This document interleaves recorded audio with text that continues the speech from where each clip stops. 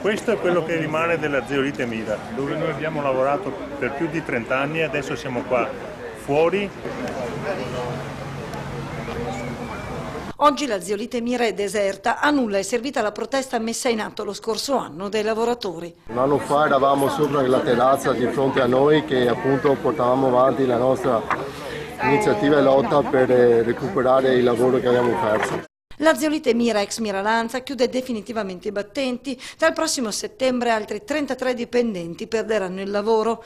Una scelta, quella dell'apertura della mobilità, che trova l'assoluta contrarietà dei sindacati. Questa azienda ha chiuso per motivi che non sono motivi per noi naturali, perché questa azienda aveva la possibilità di stare in piedi con le proprie forze. In realtà non è una di quelle aziende che per la crisi aveva le difficoltà. Noi sappiamo che a settembre del 2016 tutti i lavoratori, tutti i 33 lavoratori saranno senza un posto di lavoro. L'azienda è chiusa, i lavoratori in cassa integrazione poi entreranno nel percorso della mobilità, però all'interno dell'azienda ci sono ancora delle sostanze che devono essere bonificate, apparecchiature bonificate e sostanze smaltite. Insomma, in ballo resta ancora anche la questione ambientale, anche se a preoccupare maggiormente sono oggi quei 33 posti di lavoro definitivamente persi. Ci sono famiglie che fortunatamente la moglie lavora e quindi si sente un po' meno la difficoltà.